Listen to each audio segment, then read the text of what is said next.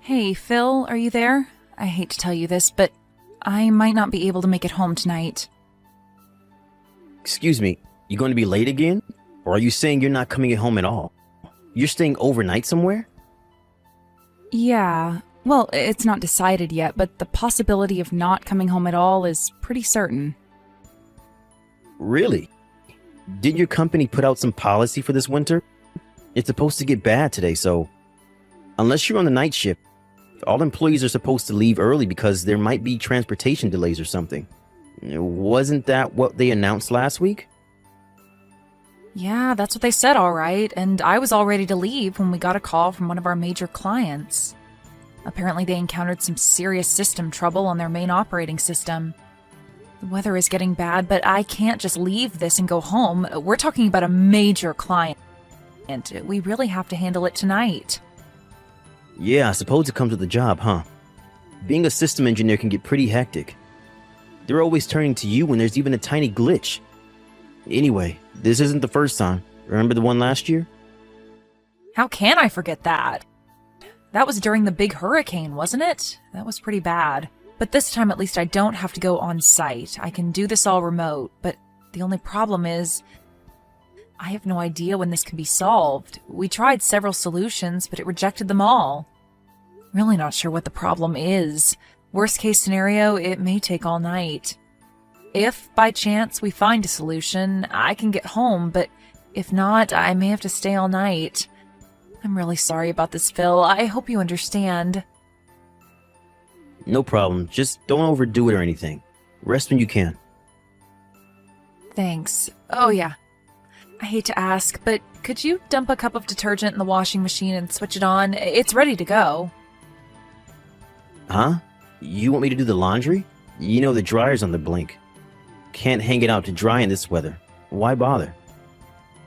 Yeah, but just having it washed and ready to dry will save me a lot of time later. I've got to do it any chance I get, or it will just pile up before you know it. Right. Okay, no problem. Oh, and could you throw in the kitchen towels and the apron in there too? I forgot to throw those in this morning. Do we even have an apron? I can't remember using it. Yeah, I bought it because I'm always on the run, as you know.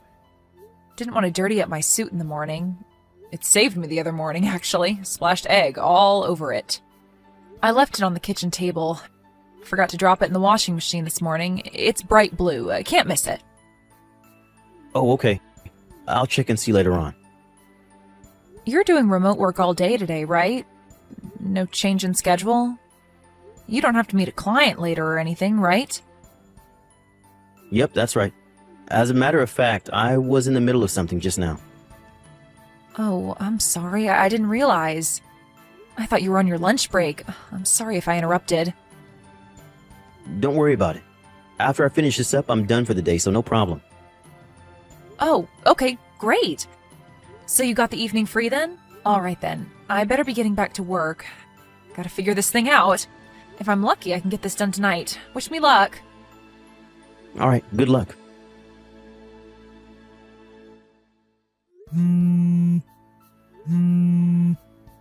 Hey, Phil, are you there? Please reply if you're seeing this. I thought you were home. You said you weren't going anywhere. It's a snowstorm out here. Where the hell did you run off to, for God's sake?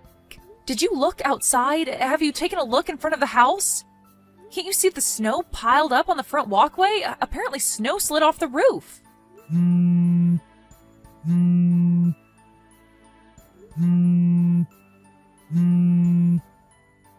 I got a call from Mrs. Barkley next door. You know, the old lady next door, right? Well, she told me that there was a woman buried in the pile of snow. I must have approached the house and the snowpack slid off the roof or something. It was apparently a pretty large pack of snow. Luckily, Mrs. Barkley called the ambulance right away because nobody was home at our place. It took a while for the ambulance to get there, but she said she seemed okay as far as she could tell. As for me, I'm still at the office.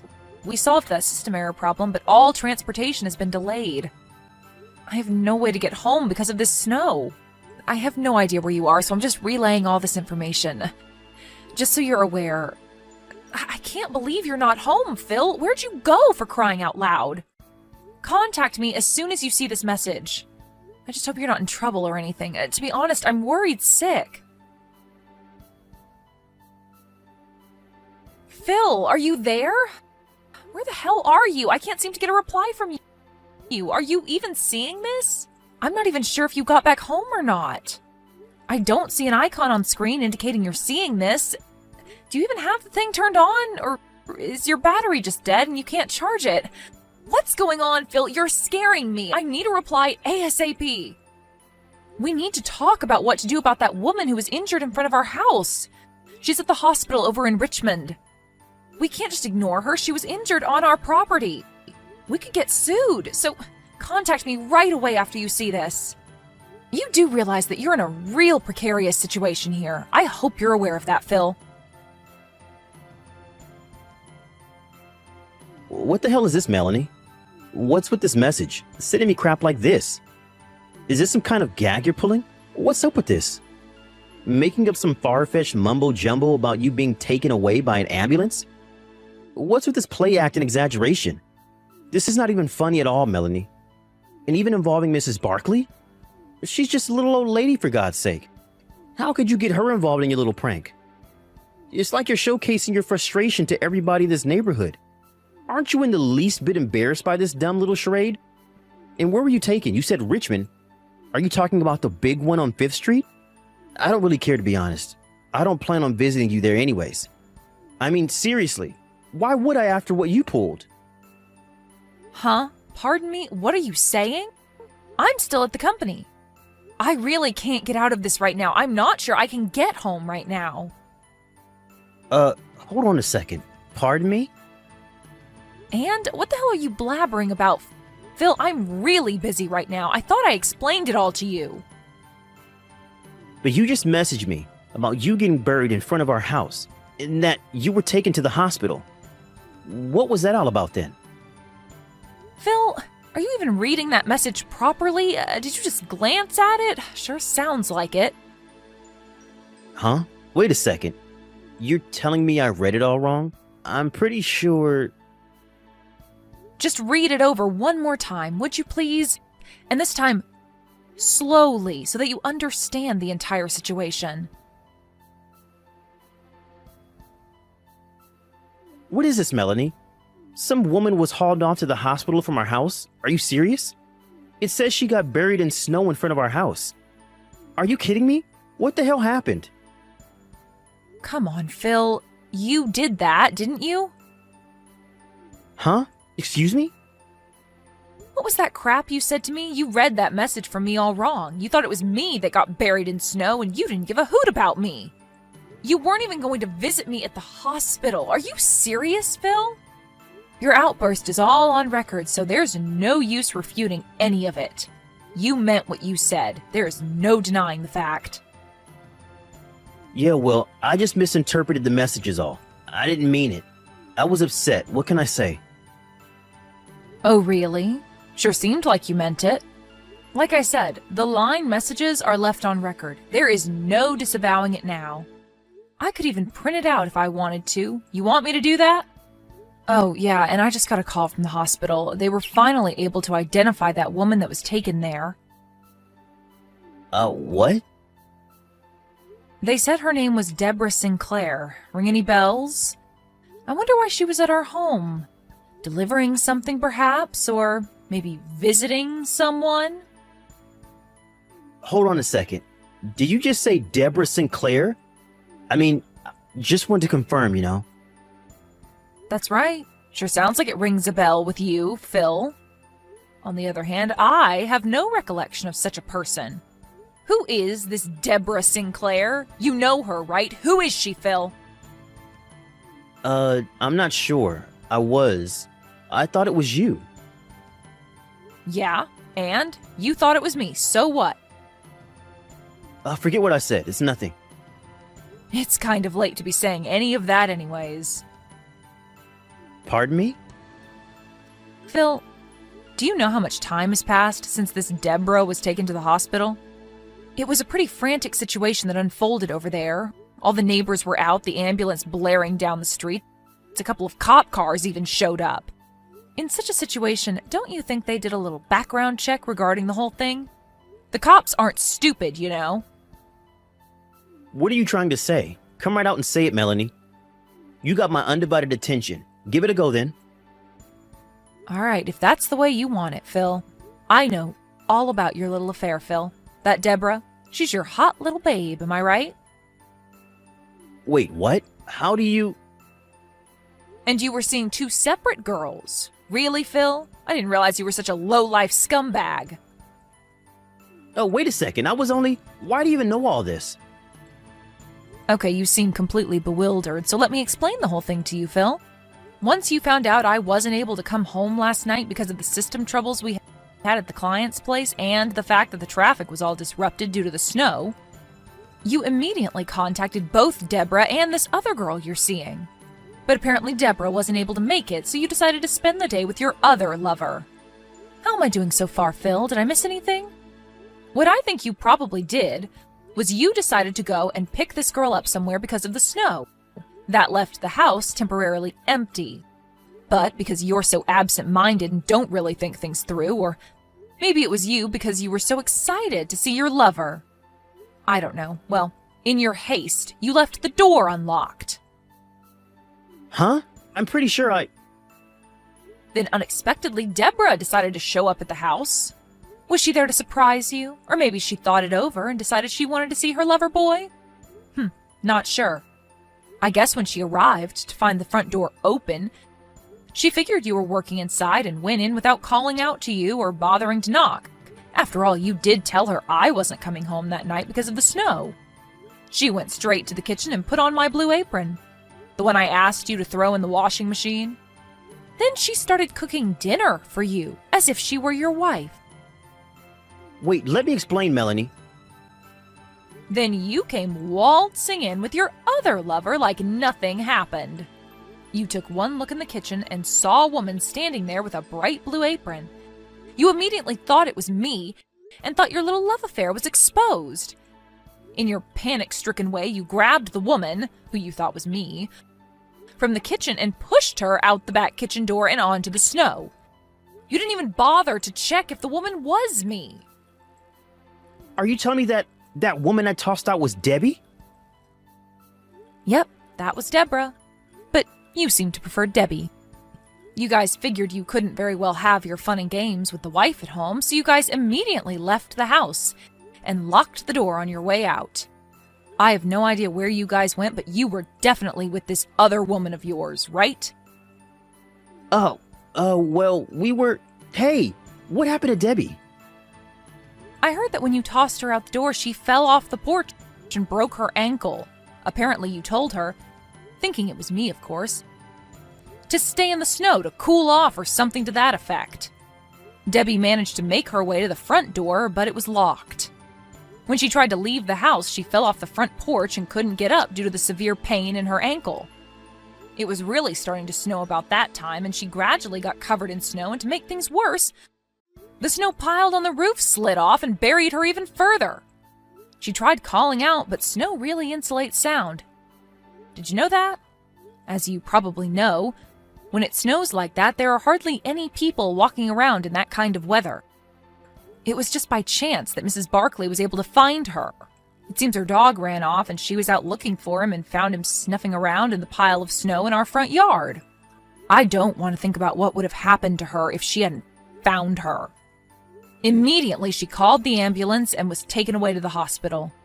A neighbor also called the police because nobody recognized the girl as anybody from the neighborhood. Oh, and how is she? I mean, is Debbie okay? I was told it wasn't anything serious, just a broken ankle. She's recovering just fine, apparently. Which hospital is she at? Where'd they take her? Why do you want to know? Are you intending to go visit her? Visit your lover? Huh? Well, I was just... To be honest, I'm not at all concerned about your lover. I don't even know her. But to give out information about where she is hospitalized to the very person responsible for putting her in the hospital to begin with, that makes zero sense. So I'm sorry, Phil, I have no intention of telling you anything. Rather than worrying about your sweetheart, maybe you should start worrying about yourself. Me? Why should I worry? As I mentioned earlier, a neighbor contacted the police, and the whole thing kind of got a little more complicated. What do you mean? How complicated? Did you really think the police would just let this go? Don't you think they would have investigated this? A woman was injured, you know? But the police, why involve the police? They cleared me of any wrongdoing, but I don't know what the situation is right now. I think they're still continuing the investigation. Wait a second, what are you saying? That I may be in trouble? What's going to happen to me? What do they want from me? Don't ask me. How could you say that, Melanie? I'm your husband. How could you be so cold and unconcerned? This could be serious, you know? You're being way too unsympathetic, Melanie. Where's your compassion? Am I hearing you right, Phil? You're asking me to give you compassion? Seriously? The guy who has 2 lovers? The guy who's been cheating on me for God knows how long? Yeah, well, it doesn't change the fact that you're my wife and you have a responsibility, a duty to your husband. Sorry, Phil, that's not going to cut it. Just so you're aware, I'm already talking to my lawyer about a divorce, so... Huh? Wait, a divorce? You want to get divorced? And why talk to a lawyer? You're really blowing this thing way out of proportion, Melanie. You don't seem to get the point, Phil. Like I said, you're the one with 2 lovers. You're the one that's been two-timing me. I don't want to hear any crap from a jerk who's been screwing around behind my back. You got that, buddy? Yeah, well, it was just a fling. You're my main, my true love, Melanie. You know, I was just stressed out with work and all. Pardon me, I'm your main, huh? Well, that makes me feel so special, thanks. Yeah, what I mean is, I picked you as my wife. You were the best of... Best of the lot? Like selecting a used car or something? When are you going to get tired of that and get a new one? And by selecting, are you saying you were already going out with the other 2 girls even before we were married? Maybe there was more than 2. No, of course not. Sure sounds like it, Phil. You picked me out of the 3? I wonder why. Is it because I make more than them? No, what I'm saying is... I think I'm officially getting pissed off. Before I really go over the edge, maybe it would be better if we continued further discussions regarding this issue through our lawyers. Like I said, this whole thing about lawyers is going way too far. Let's just talk face to face. I'm sure we can work it out between us. This coming from the guy that's been screwing around behind my back? My pissed off meter just went up a notch. I wouldn't push it any further, mister. But I was just trying to... Please don't try anymore. You'll really regret it, Phil. I would advise against it. Huh? Okay, Phil, that's all I've got to say. Goodbye. Have a good life, Phil. I really was about to explode during that line exchange. Glad I cut it off in time. I talked to my lawyer after that and started the process of getting all the papers ready for the divorce. I'm so glad the lawyer will take care of the rest and not have to see Phil any more than I have to. I'm scared I may even give him a fat lip. About a week or so later, my lawyer was able to collect all of the evidence of his infidelity and came up with the amount we would be demanding from him. I was surprised that he got it all done in such a short period of time. The house we were living in was in Phil's name, so I was the one that had to move out. As for Phil, the 2 women eventually learned that he was secretly seeing the both of them. When they found out, you can imagine the furious reaction that must have ensued. Deborah, the girl that got thrown out of the house and ended up in the hospital, is apparently pressing charges against him. The other woman is also suing him for damages. Apparently, he promised her he would get divorced and marry her. Phil kept calling me and sending long, desperate messages online, so I finally changed my phone number and line address. I really can't thank my lawyer enough for moving quickly with all this before it got completely out of control.